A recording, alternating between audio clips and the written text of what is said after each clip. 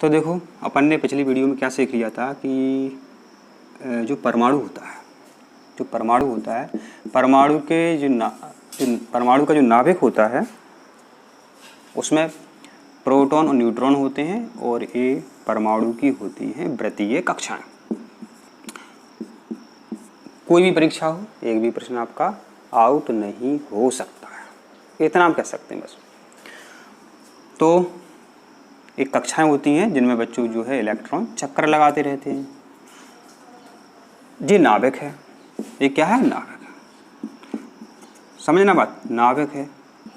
अब ये मध्य का स्थान है। जिस तरीके से अपनी जो नाभि होती है मध्य में, अगर आप पैरों से नापो और सिर से नापो तो वो मध्य में मिलेगी। कभी कभी वही सरक जाती है तो कहते हैं पेट टर गया, क्या बोलते हैं ऐसा, तो वो नाभि इधर उधर सरक जाती है, फिर वो जो गांव में होते हैं उसको मिलाते हैं।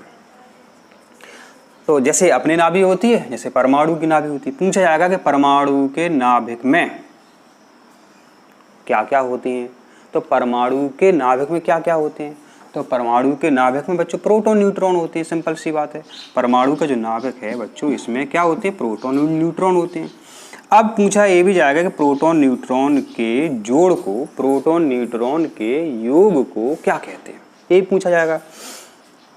तो हमने तो चलो ये लिख दिया कि प्रोटॉन न्यूट्रॉन के योग को न्यूक्लियन कहते हैं। प्रोटॉन न्यूट्रॉन के योग को न्यूक्लियन कहते हैं। अब ये न्यूक्लियन नया शब्द आ गया, भूल जाओगे आपके न्यूक्लियन क्या होता है, समस्या है। तो देखो नाभिक को बच्चों अंग्रेजी में न्यूक्लियस भी कहते हैं।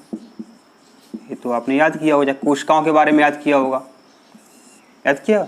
तो नाभिक को अंग्रेजी में न्यूक्लियस कहते हैं, ठीक है। तो इससे अपन को याद रहेगा कि प्रोटॉन न्यूट्रॉन के जोड़ को क्या कहते हैं? न्यूक्लियन कहते हैं। प्रोटॉन न्यूट्रॉन का सम्मिलित योग क्या कहलाता? न्यूक्लियन कहलाता। ये परीक्षा में पूछा, न्यूक्लियन क्या है?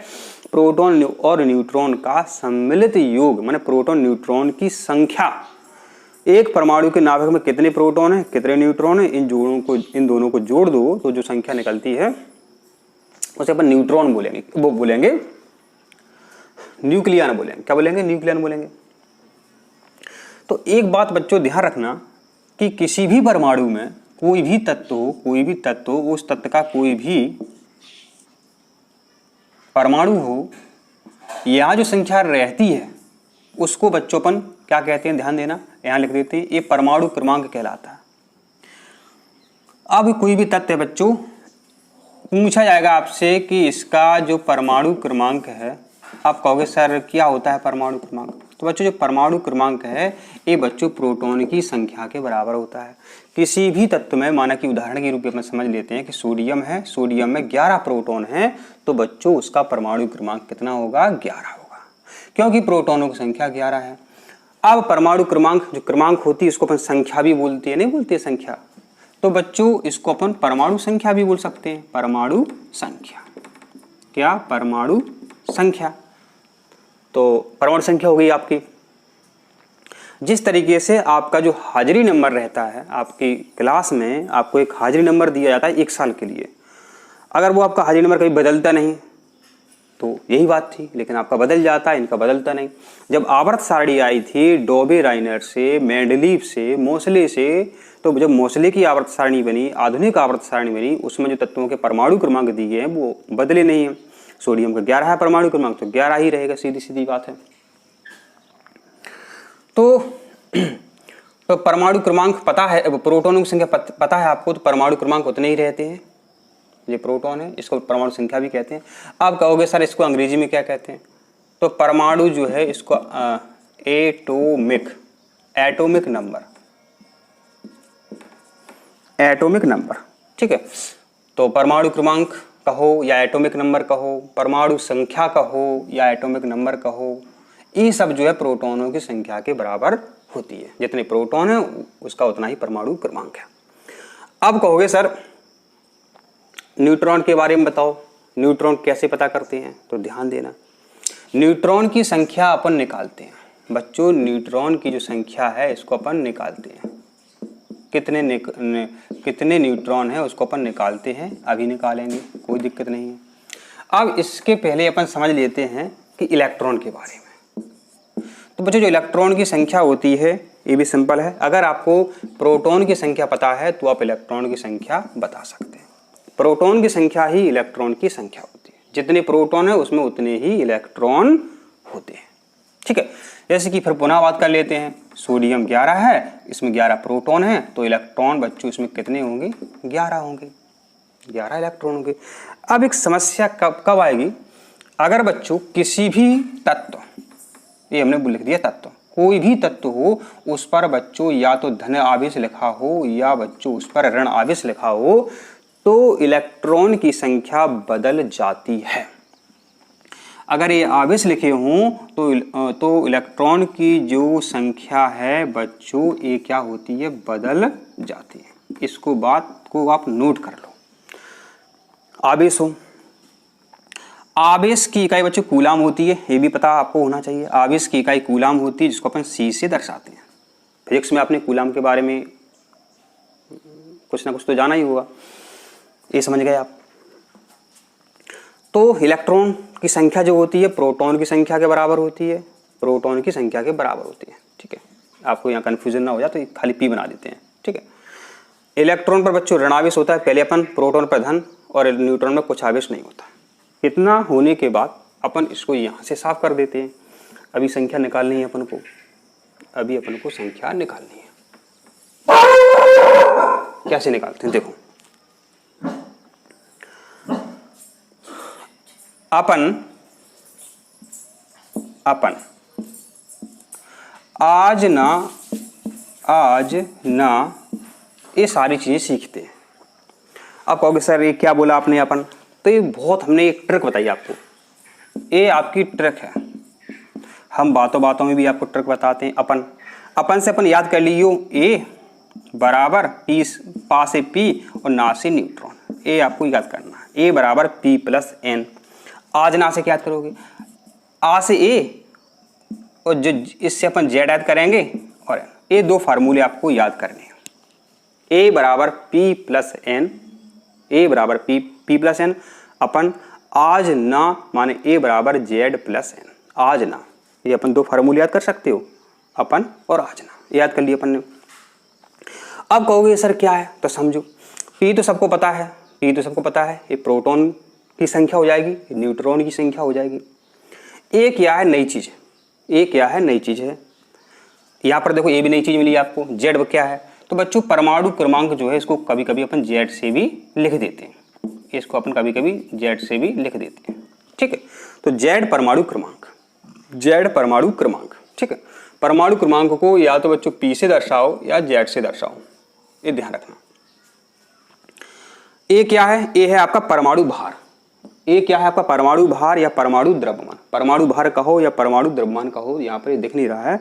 जेड है आपका परमाणु क्रमांक, यहाँ पर लिख दिया आपने। ए है आपका परमाणु भार, तो यहाँ पर समझो ये जो संख्या ए, ये क्या है? परमाणु द्रव्यमान या परमाणु भार। ये क्या है आपकी? परमाणु भार। इसको यहाँ से अपन साफ कर देते हैं, कोई दिक्कत नहीं है। तो ये संख्या है, ये है आपकी, यहाँ लिख देते नहीं, आप कहोगे सर लिखा नहीं। ये है परमाणु द्रव्यमान। ठीक है, एटॉमिक मास। क्या? एटॉमिक मास, एटॉमिक मास, ये अपन ने सीख लिया। अब अपन किसी तत्व की जो जानकारी है वो देखते हैं। परीक्षा में लिख के आएगा 11 सोडियम 23 में न्यूट्रॉन की संख्या कितनी है? 11 सोडियम 23 में न्यूट्रॉन की संख्या कितनी है? ठीक है, इसको यहां से भी अपन साफ कर देते हैं, जिससे क्या है आपका दिमाग जो है फालतू चीजों में नहीं जाए, फालतू चीज़ों में आपका दिमाग नहीं जाए, हिसाब कर देते हैं। जितना चल रहा है, जो जानकारी आपके सामने है वो देख लेते हैं। तो 11 सोडियम 23 के बारे में आपसे पूछा जाएगा कि इसमें बताओ कि न्यूट्रॉन की संख्या कितनी है। कैसे निकालोगे? तो ये देखो, ये फार्मूला चाहे तो ए बराबर पी प्लस एन लगा दो, चाहे ए बराबर जेड प्लस एन फार्मूला लगा दो। ठीक है, तो फार्मूला क्या है? ए बराबर पी प्लस एन। परमाणु भार क्या है? देखो आपका ए है 23 लिख दिया। प्रोटॉन कितने हैं? 11 हैं। तो 11 लिख दिया। न्यूट्रॉन अपन को निकालने हैं, न्यूट्रॉन अपन को निकालने हैं, तो 23, 11 इधर आए तो माइनस के हो गए और बराबर न्यूट्रॉन। संख्या क्या आएगी आपकी, 3 में से 1 गए 2 तो 12, तो 12 आपके न्यूट्रॉन यहाँ निकल के आ जाते हैं, न्यूट्रॉन निकल के आते हैं। न्यूट्रॉन पर बच्चों प्रश्न एक दूसरा और बनेगा आपका, पूछा जाएगा कि सम न्यूट्रॉनिक क्या होते हैं। सम न्यूट्रॉनिक, सम माने होता है बच्चों समान, क्या होता है, सम माने समान। जिन तत्वों में न्यूट्रॉनों की संख्या समान होती है उन्हें सम न्यूट्रॉनिक कहते हैं। यही परिभाषा पूछी जाएगी, लिखा रहेगा कि सम न्यूट्रॉनिक किसे कहते हैं। ऑप्शन रहेंगे इलेक्ट्रॉनों की संख्या समान हो, प्रोटॉनों की संख्या समान हो, न्यूट्रॉनों की संख्या समान हो, ये आपसे पूछा जाएगा। तो प्रश्न आ गया कि सम न्यूट्रॉनिक किसे कहते हैं, तो आप क्या उत्तर वाला ऑप्शन सही करोगे कि जिनमें न्यूट्रॉनों की संख्या समान होती है उन्हें सम न्यूट्रॉनिक कहते हैं। इतना आपको ध्यान रखना। न्यूट्रॉन बहुत इंपॉर्टेंट चीज़ है। कैसे, जब आप परमाणु विखंडन अभिक्रिया जानेंगे तो एक न्यूट्रॉन से बच्चों 3 न्यूट्रॉन बनते हैं, 3 न्यूट्रॉन बनते हैं श्रृंखला अभिक्रिया में। इससे भी बच्चों 3 न्यूट्रॉन बनते हैं। तो न्यूट्रॉन बहुत ही कमाल की चीज़ है, तो इसको भी अपन जानेंगे। इतना सीख लिया अपन ने। न्यूट्रॉन के बाद अब बात करते हैं अपन इलेक्ट्रॉन के बारे में। इलेक्ट्रॉन के बारे में अपन जानते हैं कि इलेक्ट्रॉन कैसे निकालते हैं। ठीक है, तो हमने आपको पहले बताया था कि इलेक्ट्रॉन की संख्या में आवेश का बड़ा रोल होता है, आवेश का बड़ा रोल होता है। अगर इलेक्ट्रॉन चले गए, त्याग दिए को बोलते धन, और ले लिए तो त्याग, इसको ध्यान रखना, धन माने त्याग, किसके पास धन होगा तभी तो वो देगा किसी को, और ऋण माने ग्रहण करना, ऋण माने लेना। जब कोई तत्व इलेक्ट्रॉन त्यागता है तो धन लगता है, जब कोई इलेक्ट्रॉन लेता है तो ऋण लगता है। तो बच्चों, जितनी भी धातुएं होती हैं अपनी आपकी आवर्त सारणी में, जितनी भी धातुएं होती हैं वो इलेक्ट्रॉन त्यागती हैं और क्या बनाती हैं, वो धनायन बनाती हैं। क्या बनाती हैं, धनायन बनाती हैं, इसलिए धातु बोलते हैं। अब उदाहरण देखते हैं अपन, जैसे कि आपने कई बार इसको इस तरीके से देखा होगा, Na धन, सोडियम धनायन, इस तरीके से देखा होगा। अब ये सोडियम धनायन है, इसने एक इलेक्ट्रॉन त्याग दिया, तो त्याग दिया, किसी ने लिया होगा तभी इसने त्यागा होगा। ये भी दो एक सिंपल सी थ्योरी है। किसी ने कर्ज दिया तो किसी ने लिया होगा कर्ज। तो सोडियम ने 1 रुपए का किसी को कर्ज दिया, तो लेने वाला कौन था बच्चों, लेने वाला था आपका क्लोरीन। जब इसने इलेक्ट्रॉन त्याग दिया तो इसने ले लिया, तो इस पर लग गया ऋण। और क्लोरीन का परमाणु क्रमांक होता है 17। आपको कुछ तत्वों के परमाणु क्रमांक याद करने हैं, सभी नहीं करने हैं, जो इंपॉर्टेंट हैं वो आपको याद करने हैं। तो सोडियम जो हो गया आपका।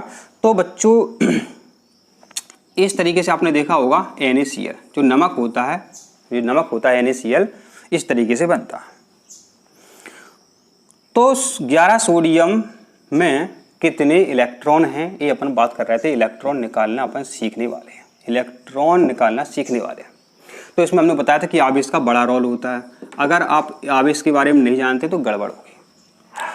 दूसरी चीज इस तरीके से भी तो है, तो अब अपन को सभी में इलेक्ट्रॉन बताने हैं, इसमें भी इलेक्ट्रॉन बताने हैं, इसमें भी इलेक्ट्रॉन बताने हैं, और इसमें भी इलेक्ट्रॉन बताने हैं। तो इन 3 उदाहरणों से आपकी पूरी बात स्पष्ट हो जाएगी। कैसे, देखो इसका परमाणु क्रमांक 11 है सोडियम का, इसमें इलेक्ट्रॉन कैसे ज्ञात करेंगे। ये परमाणु क्रमांक है, यानी प्रोटॉन है, 11 प्रोटॉन है, एक चला गया, बचे 10। तो बच्चों इसमें 10 इलेक्ट्रॉन है, त्याग आ जाता है, ये त्याग दिए, देखो धन माने त्यागना। तो प्रोटॉन में से इसको घटाते हैं अपन, इसको देखते हैं। किसी भी तत्व का परमाणु क्रमांक आपको पता है, कोई बात नहीं है, याद हो जाते हैं परमाणु क्रमांक। तो आपको हाजिरी क्रमांक कैसे याद होते हैं। अब पूछा जाएगा कि 17 क्लोरीन में कितने इलेक्ट्रॉन हैं। 17 क्लोरीन में कितने इलेक्ट्रॉन हैं। हमने बोला ऋण, जब ऋण आवेश लगा हो, लिखा हो, तो उस पर ऋण माने लेना, तो उसको जोड़ देना, इसको योग कर देना, इसको जोड़ देना आप। तो 17 प्लस 1, एक इलेक्ट्रॉन इसने लिया है प्लस 1, तो 17 1 18। तो इसमें बच्चों 18 इलेक्ट्रॉन है। जितने भी ऋण लगे हों जोड़ देना। अगर यहाँ 2 ऋण लगे हों तो 2 जोड़ देना, 3 लगे हों तो 3 जोड़ देना। समझ रहे बात। अब बात कर रहे थे इस सोडियम के बारे में। इसमें कितने इलेक्ट्रॉन हैं? इसमें कितने इलेक्ट्रॉन हैं? इसमें ना तो धन लिखा है ना ऋण लिखा है। तो जितने प्रोटॉन हैं बच्चों, जितने, इसको परमाणु क्रमांक भी बोलते हैं, तो प्रोटॉनों की संख्या ही बच्चों इलेक्ट्रॉनों की संख्या होती है। तो 11 बराबर 11। जितने प्रोटॉन होते हैं बच्चों उतने ही इलेक्ट्रॉन होते हैं, क्योंकि परमाणु का जो आवेश है आपस में बैलेंस रहता है, उदासीन रहता है। परमाणु उदासीन होता है। कैसे उदासीन होता है?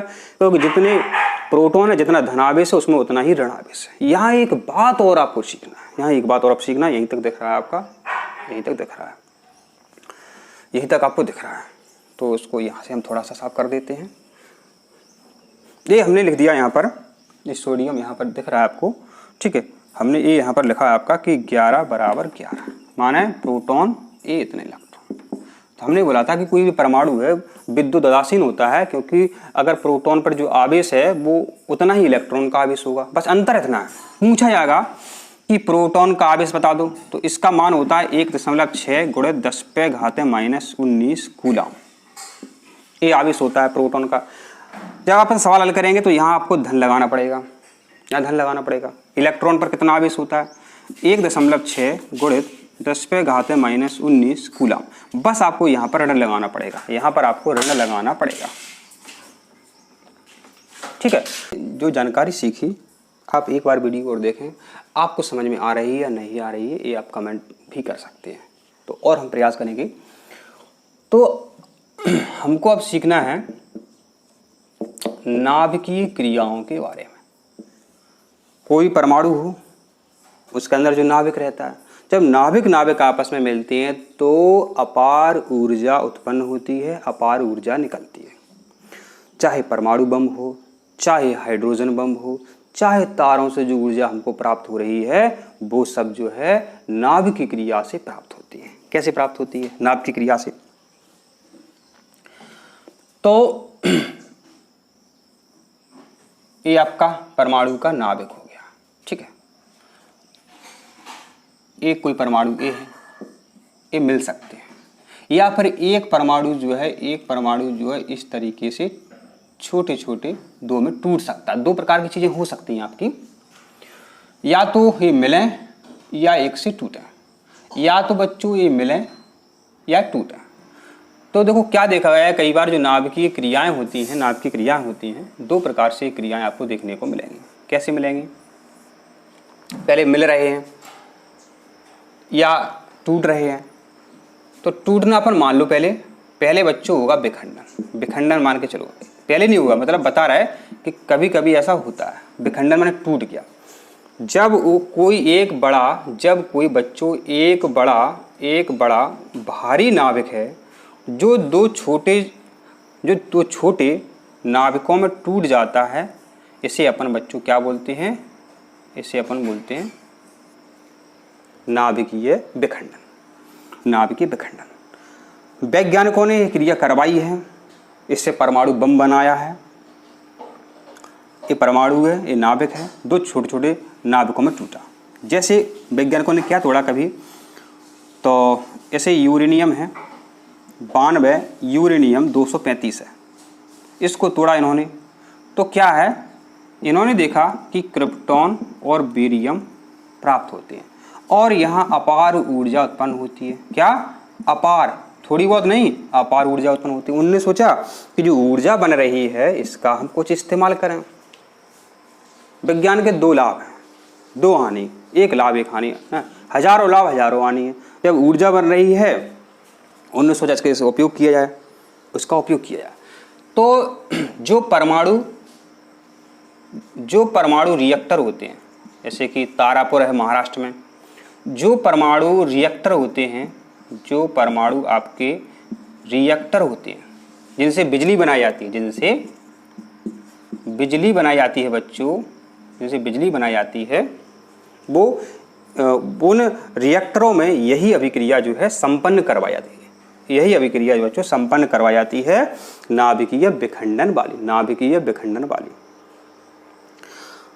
जो पनडुब्बियाँ होती हैं, जो सबमरीन होती हैं, पनडुब्बियाँ होती हैं, उनमें इन्हीं नाभिकीय क्रियाओं के इस्तेमाल से ऊर्जा प्राप्त होती है। आपने जापान का हिरोशिमा और नागासाकी शहर सुना होगा। तो अमेरिका ने जो परमाणु बॉम्ब पटका था वो नाभिकीय विखंडन पर बनाया गया था, नाभिकीय विखंडन की क्रिया पर आधारित था। तो एक तो परमाणु रिएक्टर हो गया आपका, यहाँ नहीं दिख रहा है, यहाँ नहीं दिख रहा है, तो यहाँ कहाँ लिख देते हैं, तो यहाँ लिख देते हैं इससे बच्चों परमाणु बॉम्ब। इससे क्या, परमाणु बॉम्ब भी बनाते हैं, परमाणु बॉम्ब भी बनाते हैं, परमाणु बम बनाते हैं। और नाभिकीय रिएक्टर, परमाणु रिएक्टर बनाने में, नाभिकीय रिएक्टर बनाने में और परमाणु बॉम्ब बनाने में। अब नाभिकीय संलयन के बारे में जानते हैं कि नाभिकीय संलयन क्या चीज़ है। विखंडन माने विखंडित होना, टूटना। नाभिकीय संलयन अपन आप सीखेंगे संलयन के बारे में। क्या, संलयन। देखो आपको शब्दों पर ध्यान देना। संलयन माने संगे आना, माने मिलना। तो इसमें क्या होगा, दो छोटे छोटे हल्के नाभिक मिल करके एक बड़ा भारी नाभिक बनाते हैं, इसे हम नाभिकीय संलयन कहते हैं। वह क्रिया जिसमें दो हल्के छोटे नाभिक आपस में मिल करके एक बड़ा भारी नाभिक बनाते हैं, उसको हम नाभिकीय संलयन कहते हैं। इसमें भी अपार ऊर्जा उत्पन्न होती है, ये थोड़ी ज़्यादा खतरनाक है, नाभिकीय संलयन अभिक्रिया जो है ये थोड़ी ज़्यादा खतरनाक है। आपने तारों के बारे में सुना होगा, स्टार के बारे में सुना होगा और हाइड्रोजन बम के बारे में सुना होगा। देखो क्या होता है बच्चों, यहाँ पर समझो, हाइड्रोजन और हाइड्रोजन मिलते हैं। हाइड्रोजन के दो छोटे नाभिक आपस में मिल जाते हैं। जब हाइड्रोजन के दो छोटे नाभिक आपस में मिल जाते हैं तो एक बड़ा भारी नाभिक बनाते हैं, माने बच्चों वो बनाते हैं हीलियम। वो क्या बनाते हैं, हीलियम बनाते हैं। ये दो कहाँ से आए, क्योंकि इसका परमाणु क्रमांक ए है, परमाणु क्रमांक 1 है, ठीक है। ये दो यहाँ से आया। इसमें बहुत अपार ऊर्जा उत्पन्न होती है।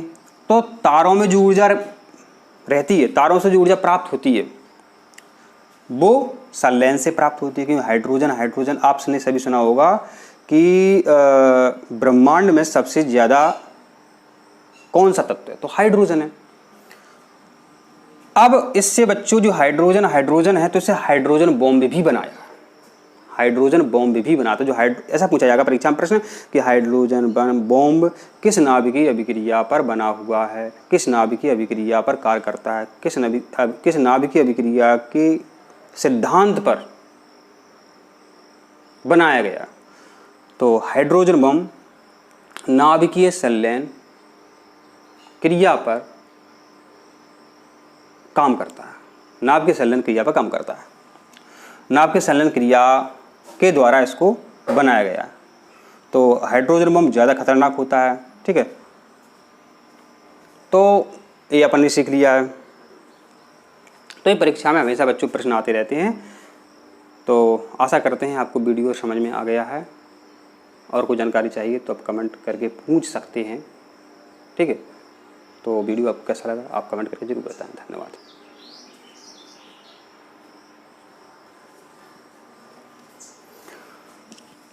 तो आज अपन ने बहुत जानकारी सीखी, इलेक्ट्रॉन, प्रोटॉन, न्यूट्रॉन की संख्या निकालना, समस्थानिक, न्यूट्रॉनिक, सब न्यूट्रॉनिक। तो वीडियो देखने के लिए आप सभी को बहुत बहुत धन्यवाद। और आपसे एक रिक्वेस्ट है कि आप चैनल को सब्सक्राइब जरूर करें।